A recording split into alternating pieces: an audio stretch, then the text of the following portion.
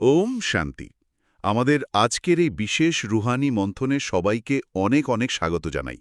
যারা এই মুহূর্তে আমাদের সাথে আছেন তাদের মনে হয়তো কখনো না কখনো এই প্রশ্নটা তীব্রভাবে জেগেছে। হ্যাঁ, বিশেষ করে এই চারদিকের ভয়ঙ্কর ইনফরমেশন ওভারলোডের যুগে। একদম ঠিক। এই যে জীবনের পাহাড় প্রমাণ সমস্যাগুলো, যেগুলোর ভারে আমরা অনেক সময় একেবারে নুয়ে পড়ি, সেগুলো কিভাবে তুলোর মতো হালকা হয়ে যেতে পারে। মানে শুধু কোনো মতে টিকে থাকা নয়, সত্যিকার অর্থে শান্তিতে আর আনন্দে বাঁচা। ঠিক তাই। আর আজকের এই গভীর বিশ্লেষণের ভিত্তি হল ঠিক তেমনই একটা জিনিস। ৮ মার্চ ২০২৬-এর একটি বিশেষ মুরলি, যা মূলত ১৮ জানুয়ারি ২০০৯-এর একটি রিভাইজড মুরলি। হুম। এই নথিতে বাপদাদা তার ৪০ বছরের অব্যক্ত পালনার রিটার্ন বা প্রতিদান দেওয়ার একটা অদ্ভুত কিন্তু দারুণ অমোঘ সূত্র দিয়েছেন। আর সূত্রটি কোনো ভারী আধ্যাত্মিক উপদেশের মতো নয়, বরং একটা খুব সুন্দর গাণিতিক সমীকরণের মতো। একদম। ০ অর্থাৎ 0 এবং ৪ অর্থাৎ ৪। ওম শান্তি। এই আলোচনাটি যে কারণে এতটা আকর্ষণীয় তা হলো এটি শুধুমাত্র কিছু আধ্যাত্মিক শব্দের তাত্ত্বিক সমাহার নয়। এর পড়তে পড়তে একটা মানুষের মনস্তাত্ত্বিক রূপান্তরের অত্যন্ত সূক্ষ্ম আর বাস্তবসম্মত ব্লুপ্রিন্ট লুকিয়ে আছে। একটু যদি ভেঙে বলেন বিষয়টা।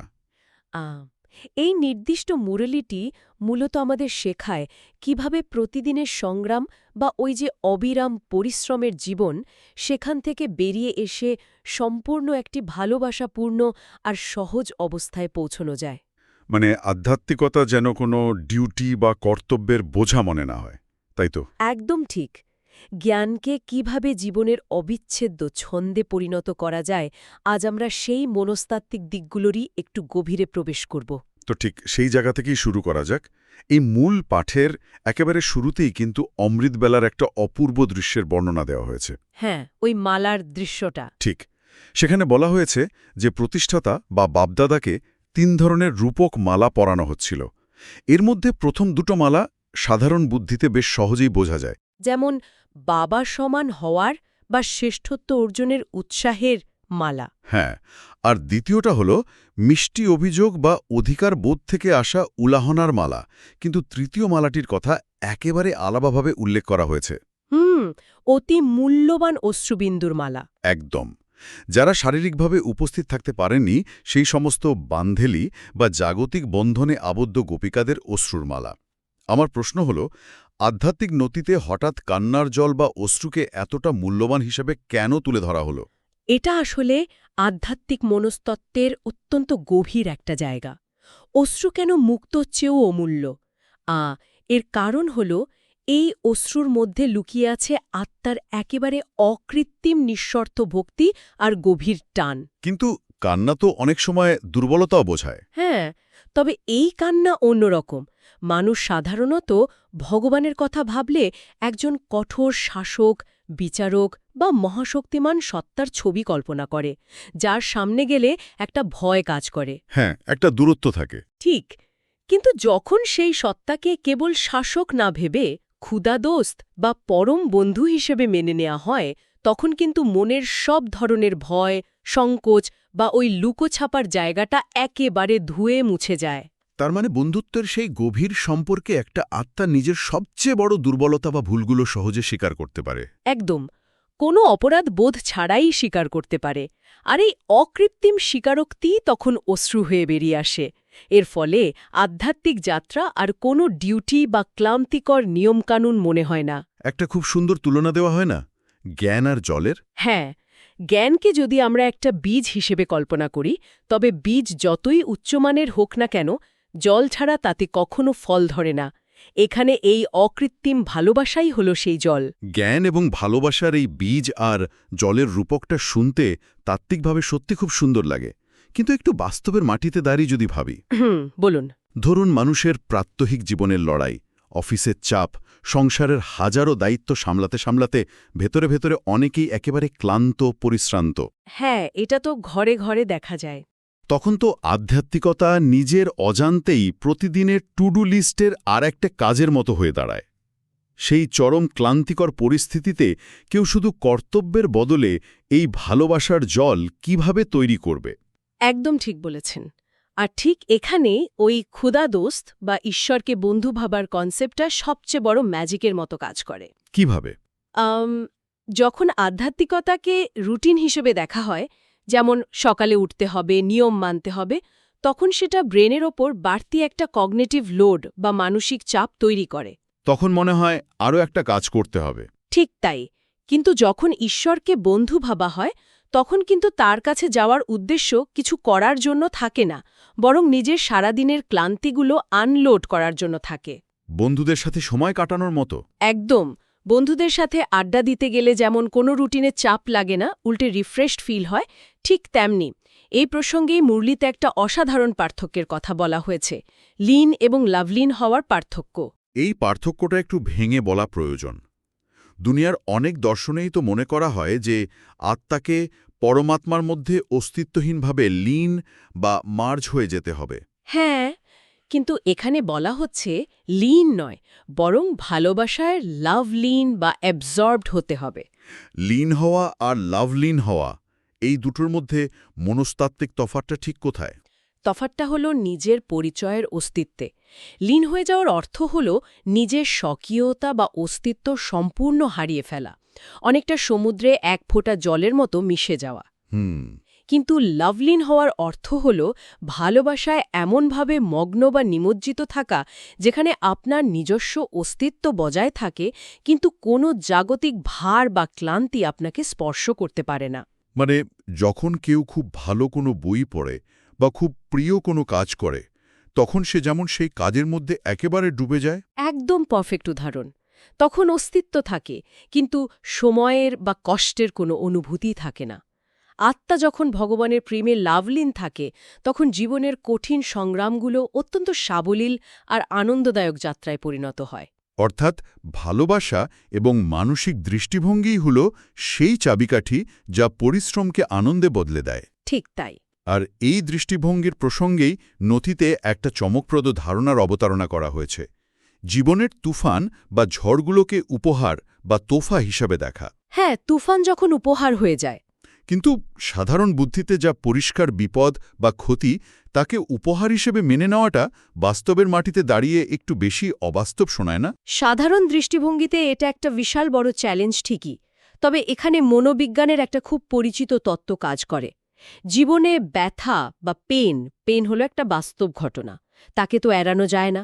কিন্তু কষ্ট পাওয়াটা? মানসিক কষ্ট বা সাফারিং তৈরি হয় আমাদের নিজস্ব চিন্তাধারা থেকে, আমাদের রেজিস্ট্যান্স বা প্রতিরোধ থেকে। যখন আমরা কোনো কঠিন পরিস্থিতিকে মেনে নিতে পারি না, তখন আমরা সেই পরিস্থিতি নিয়ে একটা গল্প তৈরি করি। আমার সাথেই কেন এমন হলো, এই ধরনের গল্প। হ্যাঁ, আর এই গল্পটাই আমাদের মানসিক কষ্ট বাড়ায়। কিন্তু যার আধ্যাত্মিক বিশ্বাসের ভিত মজবুত, যার বিশ্বাস আছে যে ভগবানের বরদানের হাত মাথার উপর রয়েছে, তার দৃষ্টিভঙ্গি সম্পূর্ণ আলাদা হয়। একটু উদাহরণ দিয়ে যদি বোঝান। ধরা যাক কারো চাকরি চলে গেল বা কোনো গভীর সম্পর্ক ভেঙে গেল, ব্যথাটা সেখানেও থাকবে, কিন্তু সেই মানুষটি জানেন যে এই পরিস্থিতিগুলো তাকে ধ্বংস করার জন্য আসেনি, বরং তার ভেতরের লুকোনো শক্তিকে বের করে আনার জন্য, তাকে আরও পরিণত করার জন্য এসেছে। মানে সংকট কেটে যাওয়ার পর সেটা একটা শিক্ষার উপহার হয়ে দাঁড়ায়। একদম ঠিক, যেন ঝড় এসে পুরনো দুর্বল ডালপালা ভেঙে দিয়ে গাছটার ভিত আরও মজবুত করে দিয়ে যায়। দারুণ একটা পয়েন্ট। এবার আমরা সেই রহস্যময় গাণিতিক সমীকরণটিতে ফিরে আসি। ওই যে বাপদাদা 40 বছরের অব্যক্ত পালনার রিটার্ন হিসেবে 0 এবং 4 সংখ্যার কথা বলেছেন। হ্যাঁ, 0 আর 4। প্রথমে এই অব্যক্ত পালনা বিষয়টা কি, আর তার সাথে এই 0 বা 0-র পেছনের মনস্তাত্ত্বিক রহস্যটাই বা কি, সেটা একটু পরিষ্কার করা দরকার। অবশ্যই।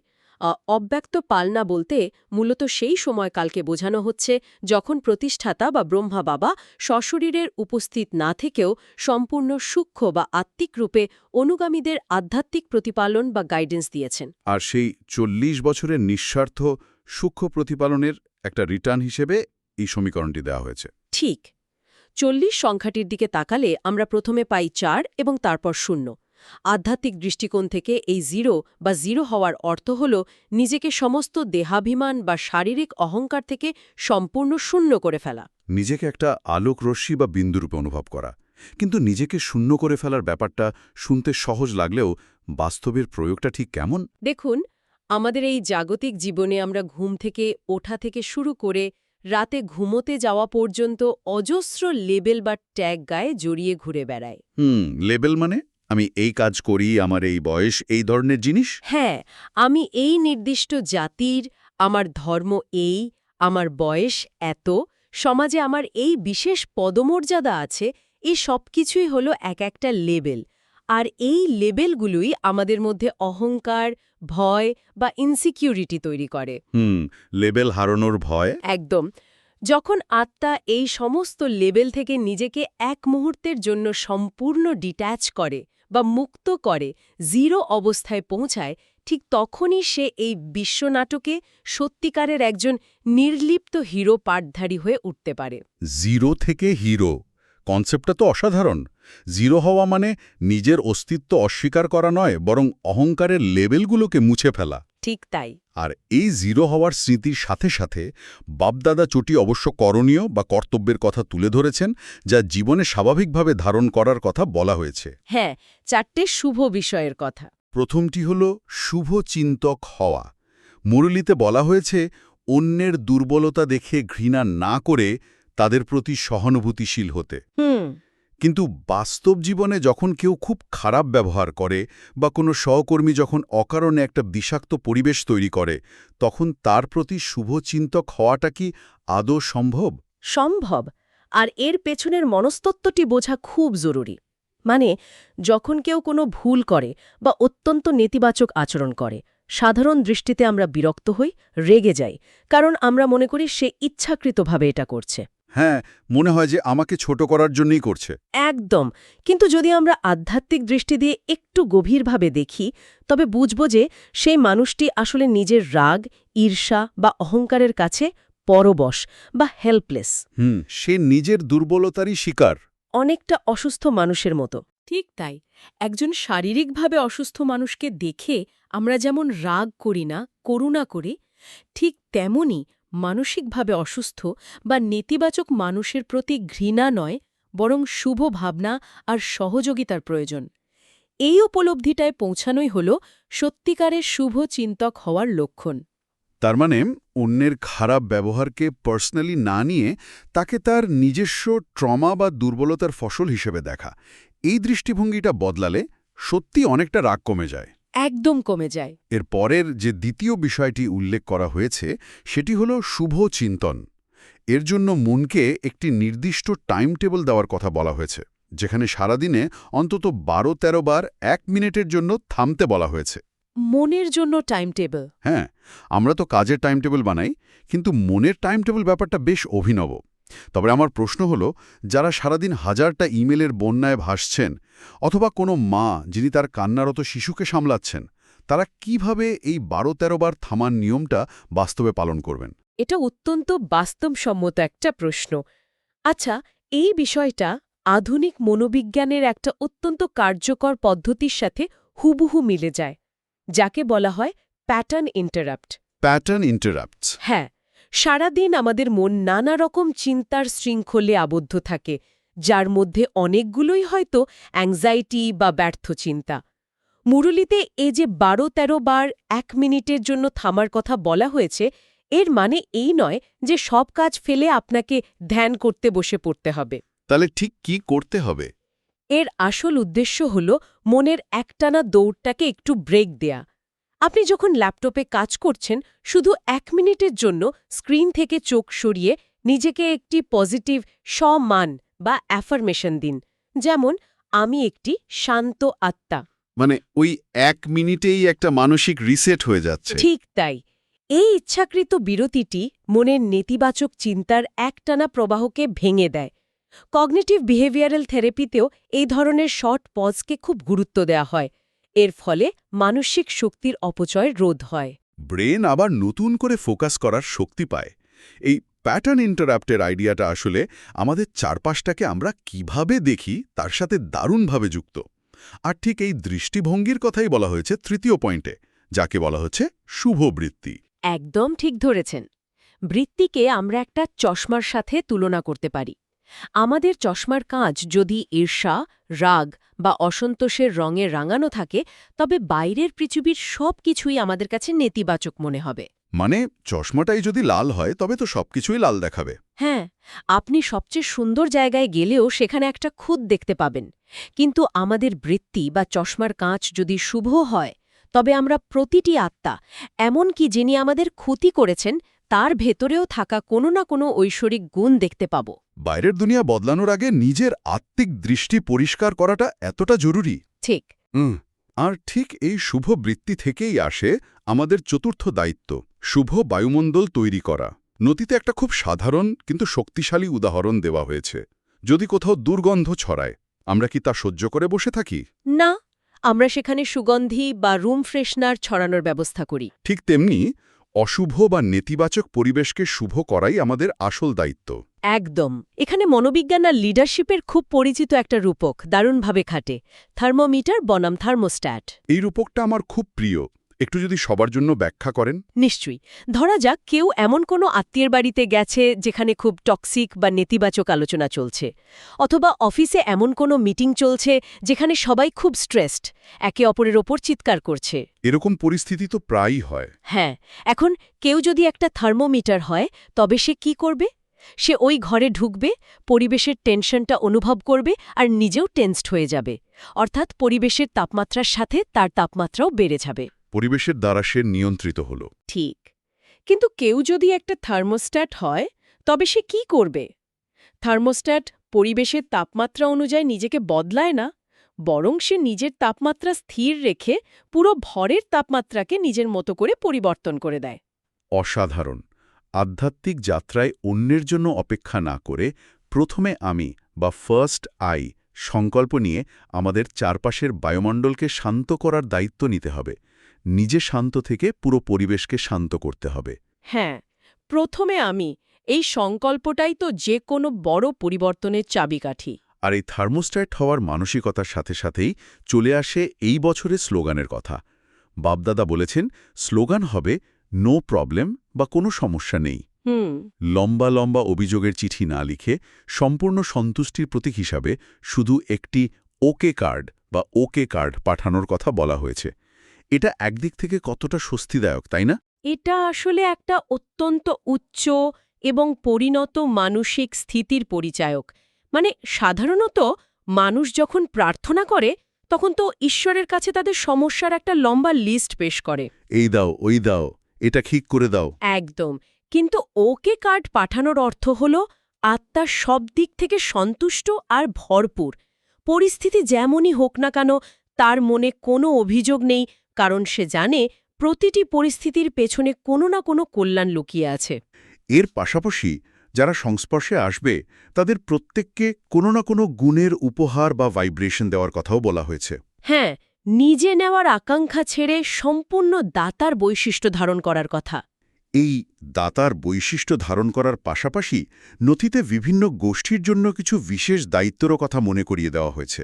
যেমন দাদিদের বা অভিজ্ঞ প্রবীণদের বলা হয়েছে নিজেদের শুভ ভাবনার দ্বারা সব জায়গার বায়ুমণ্ডল পরিবর্তন করতে। আর যুব সমাজকে বলা হয়েছে সমস্ত মর্যাদা বা আধ্যাত্মিক নিয়মগুলো পূর্ণরূপে পালন করে বিশ্বের সামনে একটি শক্তিশালী উদাহরণ তৈরি করতে।